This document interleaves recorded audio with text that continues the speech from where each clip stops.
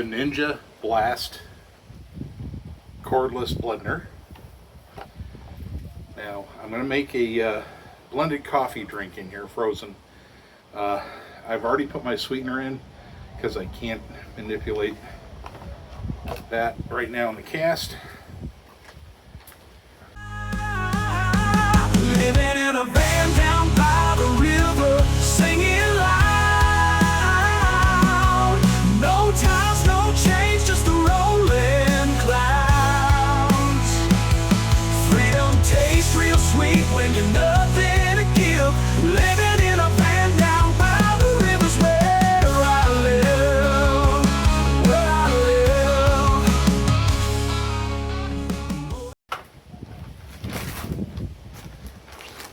I've already taken, this is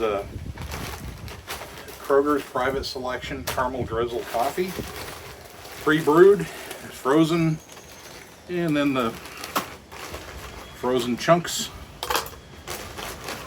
were stuck in a bag and beaten with a 2x4, literally.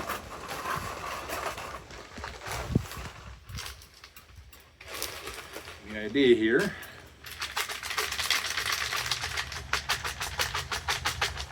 much of my coffee in there as I can. We're using sugar-free caramel syrup. There's no sugar in this at all, other than the naturally occurring sugars in the milk. We're going to add some chocolate syrup in there. I'm mimicking, as close as I can anyway, a sugar-free Dutch Brothers Carmel-izer. I'm going to add a little bit of milk here.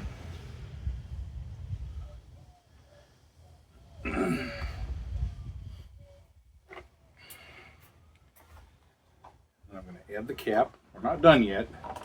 I just want to blend it down so I can get more of the coffee in it. Okay, I'm going to hit the power button. And you'll see when solid purple, press for 30-second blend mode. It's turned solid purple.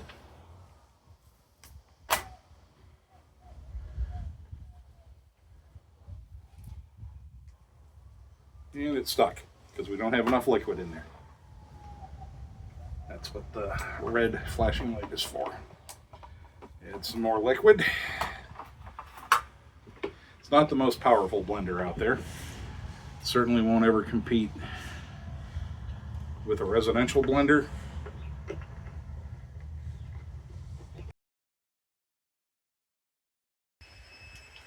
Nope, it's not powerful enough to get through that ice. That's disappointing. Let me try dipping it through with a spoon.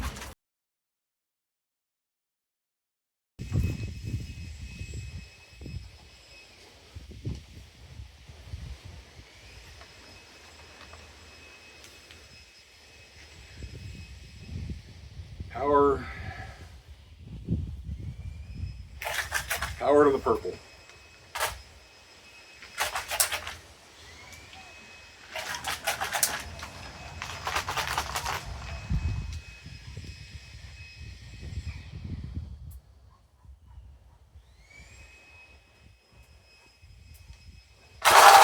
There we go.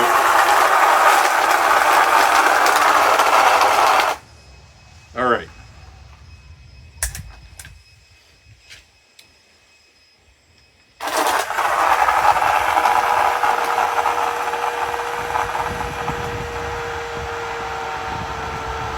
It'll go 30 seconds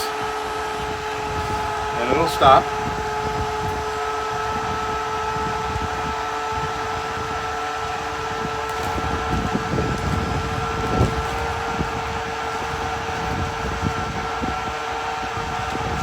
And we'll see just how runny it is.